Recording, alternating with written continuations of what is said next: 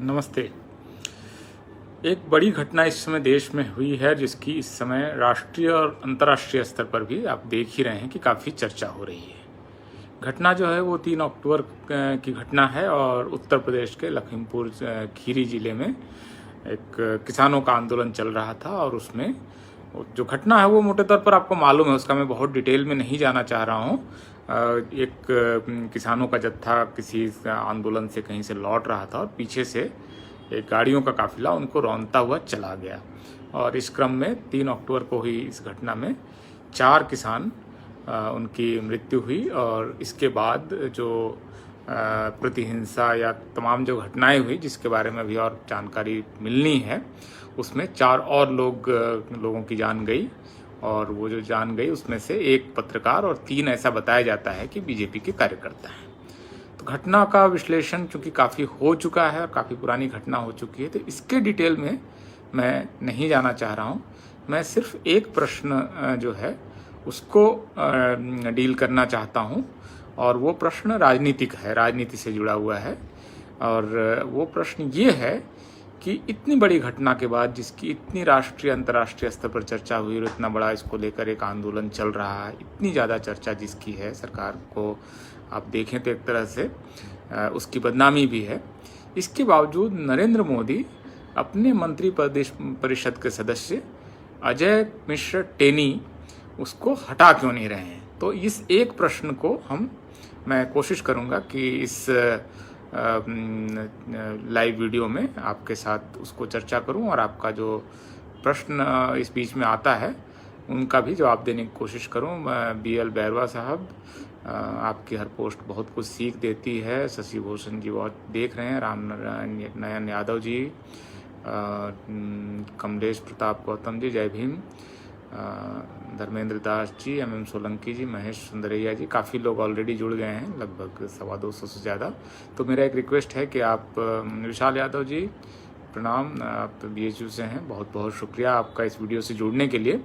तो काफ़ी लोग ऑलरेडी जुड़ चुके हैं। मेरा एक रिक्वेस्ट है कि आप अगर शेयर बटन आपके पास दिख रहा होगा तो उसको प्रेस कर दें ताकि आपके दोस्तों तक भी ये वीडियो पहुँचे। तो जैसा कि मैंने आपको बताया कि इस घटना पर मुझे बहुत टिप्पणी नहीं करनी है, उसको लेकर अपनी अपनी व्याख्याएं मीमांसाएं हो सकती हैं। मैं सिर्फ इस एक पहलू पर विचार कर रहा हूं और उस पर आपकी राय भी हमें चाहिए कि ये जो पूरी घटना है इसके बाद आमतौर पर सरकारें कैसा व्यवहार करती हैं, किस तरह से वो रिएक्ट करती हैं और नरेंद्र मोदी सरकार ने इस मामले को किस तरह से हैंडल किया। तो ये घटना देखिए है 3 अक्टूबर की, तो इस हिसाब से ऑलरेडी अब काफ़ी दिन हो चुके हैं और एक तरह से सरकार सेटल कर चुकी है कि उसको इस मामले में क्या करना है। और सरकार के एक्शन के तौर पर यह है कि उत्तर प्रदेश सरकार ने जो मंत्री हैं केंद्र के अजय मिश्र टेनी और उनके बेटे, इन पर मुकदमा कायम किया है और जो उनका बेटा है आशीष मोनू मिश्रा, उसको अरेस्ट किया गया है और उसको पुलिस कस्टडी में स्थानीय जो न्यायपालिका है उसने भेज दिया है। लेकिन प्रश्न उठता है कि क्या नरेंद्र मोदी को ऐसा नहीं लगता है कि अजय मिश्र को उनको मंत्रिपरिषद से हटा देना चाहिए? अगर इस प्रश्न पर विचार करें तो इससे पहले की सरकारों का अगर आप व्यवहार देखें तो मोटे तौर पर आप पाएंगे कि जब सरकारें इस तरह का कुछ झेलती हैं, कोई बदनामी, कोई घटना होती है, तो आमतौर पर मंत्रियों के इस्तीफे ले लिए जाते हैं और फिर देखा जाता है कि क्या उसका अंत रिजल्ट होगा और उसके हिसाब से सरकारें एक्ट करती हैं। आप याद कीजिए, बहुत पुरानी बात नहीं है, जब 2G स्कैम का मामला आया था और स्कैम क्या था, उस समय जो कंट्रोलर एंड ऑडिटर जनरल ने ये कहा था कि जो 2G का स्पेक्ट्रम एलोकेशन है उसमें जो नीति है इसकी वजह से सरकार को काफ़ी नुकसान हुआ है। तो ये उस तरह का कोई स्कैम भी नहीं था कि किसी ने किसी का पैसा ले लिया। इसके बावजूद उस समय के संचार मंत्री A राजा, उनके खिलाफ मुकदमा कायम हुआ और उनको बाकायदा जेल में भेजा गया और तिहाड़ जेल में लगभग वो 1 साल तक रहे। और इसके बाद आज की तारीख में स्थापित हो चुका है कि वो कोई घोटाला नहीं था, सरकार की नीति थी, बल्कि उस नीति की वजह से ही भारत में ज़्यादातर लोगों के हाथ में मोबाइल फ़ोन पहुंचा और डाटा का इस्तेमाल भारत में शुरू हुआ। तो ये सरकार का एक व्यवहार होता है जो कि UPA सरकार ने किया था, या वो अपने समय के टॉप IAS ऑफिसर सार्थक बेहुरिया को भी उन्होंने उनके खिलाफ में मुकदमा कायम करके जेल में डाला था। बल्कि आप याद कीजिए कि उस समय उस सरकार की सबसे बड़ी पार्टनर DMK के अध्यक्ष जो चीफ थे, उनको जनरल सेक्रेटरी बोलते हैं, करुणानिधि की बेटी सांसद कनिमोई को भी जेल में डाला गया था, जबकि वो स्कैम या घोटाला प्रमाणित नहीं था उस समय, और इसके बावजूद इस तरह से सरकार ने एक्ट किया था। इसके उलट जो ये सरकार अभी चल रही है, वो आमतौर पर भ्रष्टाचार के मामले में, अपराध के मामलों में जब कोई भी केस होता है तो आमतौर पर उनकी प्रतिक्रिया क्या होती है, जिसको कि राजनाथ सिंह ने NDA 1 में भी कहा था कि ये हमारी सरकार है, इसमें इस्तीफे नहीं होते हैं, आप उस तरह से इस्तीफे मत मांगिए जिस तरह से आप UPA की सरकार में मांग रहे थे। तो कोई भी घोटाला आप देखिए इस बीच में जितने हुए, जिसके आरोप लगे, केस हुए, मुकदमे हुए, किसी भी केस में कभी किसी मंत्री से इस्तीफा नहीं लिया गया है। इसमें आपको गडकरी के खिलाफ जो स्कैनिया बस का एक मामला आया था वो देखिए, या राफेल का मामला आया था, सरकार एक तरह से रिजेक्ट करती है कि कोई घोटाला हुआ है। तो ये व्यवहार आमतौर पर इस सरकार का रहा है कि कोई भी घोटाला हो, कोई भी आरोप हो, कोई भी भ्रष्टाचार हो, अपराध हो, हम अपने मंत्रियों का इस्तीफा नहीं लेंगे, आपको जो करते बने कर लीजिए। अब इस स्पेसिफिक घटना को अगर देखें तो नरेंद्र मोदी के पास 3 ऑप्शन थे कि भाई ठीक है, आप इनसे इस्तीफा ले लीजिए और फिर अगर निर्दोष साबित हो जाए तो वापस ले आइए। दूसरा ऑप्शन ये था कि आप मुकदमा कीजिए और इनको जेल में डालिए, और तीसरा ऑप्शन था कि आप जैसा है वैसा चलने दें। उन्होंने तीसरा ऑप्शन लिया है। इसमें 3 तरह की चीज़ें हो सकती है। या तो नरेंद्र मोदी ये मान रहे हैं कि जब तक कोई आदमी दोषी सिद्ध ना हो तब तक वो निर्दोष है, ये एक चिंतन और एक धारणा हो सकती है। इस आधार पर तो ये राजा को कभी जेल में जाना ही नहीं चाहिए था पिछली सरकार में, तो या तो वो ये सोच रहे हैं। दूसरा है कि लोग इनको फंसाने की कोशिश कर रहे हैं और हम इससे प्रभावित नहीं होंगे। तीसरा है कि जिसको जो करते बने कर ले। तो ये असल में तीसरी रणनीति पर नरेंद्र मोदी काम कर रहे हैं कि जिससे जो करते बने कर ले, हम अपने मंत्रियों को नहीं हटाएंगे। अब इसका राजनीतिक पक्ष, आखिर अजय मिश्र टेनी को ये सरकार क्यों बचाना चाहती है? क्या अजय मिश्र टेनी के बारे में जैसे कई लोग कह रहे हैं कि कमेंट पर भी आ रहा है कि ब्राह्मण वोट को नाराज नहीं करना चाहते हैं। मेरा इसमें बहुत स्पष्ट एक मेरी मान्यता है कि ये शायद सही नहीं है। आप अगर ये मान लीजिए कि नरेंद्र मोदी या योगी आदित्यनाथ इस समय अजय मिश्र पर कार्रवाई कर देते हैं, मान लीजिए कि उनको नरेंद्र मोदी इधर मंत्रिपरिषद से हटा देते हैं और उधर योगी उनको गिरफ्तार कर लेते हैं, मान लीजिए कि ये स्थिति होती है, तो क्या ऐसा होने की वजह से यूपी का ब्राह्मण बीजेपी को छोड़ देगा? मुझे नहीं लगता है कि बीजेपी का ब्राह्मण इस वजह से एक्ट करेगा कि अजय मिश्र टेनी को रखा गया, हटाया गया, कोई कार्रवाई हुई। ये पर्याप्त वजह नहीं है जिसकी वजह से ब्राह्मण वोट बैंक अपना वोटिंग बिहेवियर बदल ले। ये पर्याप्त कारण नहीं है जिसकी वजह से उनको नहीं हटाया जा रहा है या अजय मिश्र के खिलाफ कार्रवाई नहीं हो रही। टेनी के खिलाफ कार्रवाई नहीं होने की ये वजह नहीं हो सकती है कि ब्राह्मण नाराज हो जाएगा। मतलब ब्राह्मण नाराज हो जाएगा तो जाएगा कहाँ बीजेपी छोड़ के इस समय? मतलब वो, और ये भी कहना मुश्किल, मतलब सही भी नहीं है। किसी कम्युनिटी पर एक तरह से आक्षेप भी है कि आपके अपराधी के खिलाफ हम कार्रवाई करेंगे तो वो सारी कम्युनिटी नाराज हो जाएगी। ये किसी कम्युनिटी पर बहुत बड़ा आक्षेप भी है। तो ये लगाते समय भी थोड़ा सा एक संयम बरतना चाहिए कि सारे ब्राह्मण इसलिए नाराज हो जाएंगे कि उनके एक माफिया या डॉन या एक अपराधी के खिलाफ कार्रवाई हो रही है। ये किसी समुदाय के लिए कही गई अच्छी बात नहीं है। तो ये पूरा मामला एक तरह से ब्राह्मण वोट का नहीं है जिसकी वजह से टेनी के खिलाफ कार्रवाई हो रही है, नहीं हो रही है। ये दूसरा मामला ही है असल में कि एक मस्कुलर, एक दबंग जो एक सरकार की जो उन्होंने एक छवि बना रखी है कि मैं जो करता हूँ और जिस तरह से करता हूँ उसी तरह से करता हूँ और उसी तरह से करता रहूँगा, ये जो एक अहंकार है, इस दंभ को ये सरकार बहुत आसानी से नहीं छोड़ सकती है। और इस वजह से, जैसे हालांकि देखिए सरकार ऐसा नहीं है कि झुकती नहीं है। SC/ST एक्ट के खिलाफ जब आंदोलन हुआ तो सरकार को अपना फैसला वापस लेना पड़ा और SC/ST एक्ट पुरानी स्थिति में बहाल करना पड़ा था।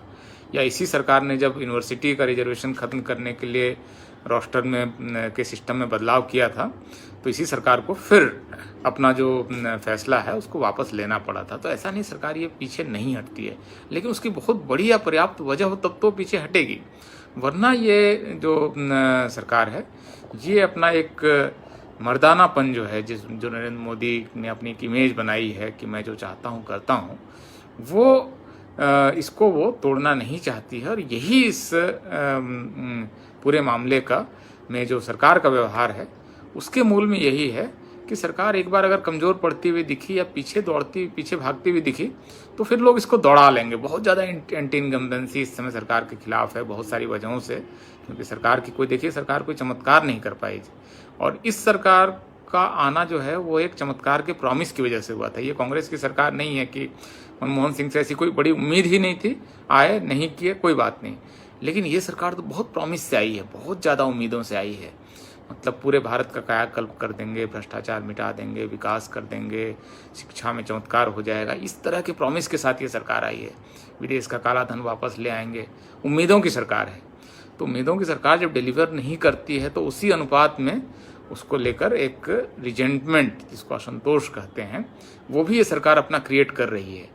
ये बाकी और बहुत सारी निर्जीव सरकारों की तरह सरकार नहीं है। इसकी जो प्रतिक्रिया होनी है वो भी बहुत ही एक आक्रामक प्रतिक्रिया, जो इसकी निराशा होगी उसकी भी अभिव्यक्ति जो है वो बहुत ही आक्रामक होगी। बहुत लोग सख्त नाराज होंगे कि आपने तो पैसा लाना था, आप लाए कहाँ। ये मनमोहन सिंह से आप नहीं पूछ सकते थे, क्योंकि मनमोहन सिंह ने ऐसा कोई वादा ही नहीं किया था। ये इस तरह का वादा तो मोदी ने किया था कि भ्रष्टाचार मुक्त कर देंगे, भाई भतीजावाद हटा देंगे। लगातार ये अपने नेताओं के बच्चों को टिकट दे रहे हैं। तो ये प्रॉमिस क्योंकि ये सरकार तोड़ रही है तो इसकी वजह से असंतोष भी ज़्यादा बड़ा क्रिएट कर रही है। तो ये इस स्थिति में ये सरकार, मुझे नहीं लगता है कि अजय मिश्र टेनी जो हैं, उसको पता नहीं इनको इसको टेनी भी क्यों कहते हैं, जो भी हो, नाम तो आदमी का कुछ भी हो सकता है। तो टेनी को ये हटाएंगे तो बहुत मजबूरी होगी राजनीतिक रूप से, तभी हटाएगी। अभी की स्थिति में मेरा अपना आकलन है कि ये टेनी को नहीं हटाएगी और सरकार अपनी जिद पर अड़ी रहेगी, क्योंकि ये जो जिद है वही इस सरकार का मूल स्वभाव है। और इस स्थिति में जो सरकार ने किया है, इसी कंटिन्यूटी को हम लोग शायद आने वाले दिनों में देखेंगे कि एक पुरुषोत्तम भट्ट जी कह रहे हैं तानाशाह रवैया है। दरअसल ये इमेज का मामला है। नरेंद्र मोदी ने अपनी इमेज बनाई है एक बहुत ही मतलब दबंग की, और मतलब मैं जो चाहता हूँ वो कर लेता हूँ और किसी की और कोई हैसियत नहीं है। ये जो सरकार ने अपनी एक छवि बनाई है, इस छवि को अगर तोड़ देती है तो फिर उसमें कुछ नहीं बचता है, क्योंकि डिलीवरी तो नहीं हुई है। कोई इस बीच में बड़े बड़े उद्योग लग रहे हों, भारत में इंफ्रास्ट्रक्चर का कोई बहुत बड़ा काम हो रहा हो, शिक्षा के क्षेत्र में कोई चमत्कार हो रहा हो, हर जिले में रेफरल हॉस्पिटल बन रहा हो, इस तरह के जो प्रोमिसेस थे वो सब तो हुआ नहीं। तो इस बीच में करप्शन की बड़ी बड़ी घटनाएं हुई हैं, जिनको आप राष्ट्रीय स्तर पर नहीं देख सकते हैं, लेकिन आपके शहर का जो सबसे करप्ट आदमी है वो तो अमीर हुआ है ना इस बीच में। इतना तो सबको ही दिख रहा है। वो ठेकेदार था या कुछ भी था, वो कांग्रेस के समय में जितना था उससे तो आज बड़ा हुआ है। तो इसलिए करप्शन को लेकर इस सरकार के जो वादे थे ये सब तो झूठ साबित हो गया है। तो ऐसी स्थिति में अपनी जो एक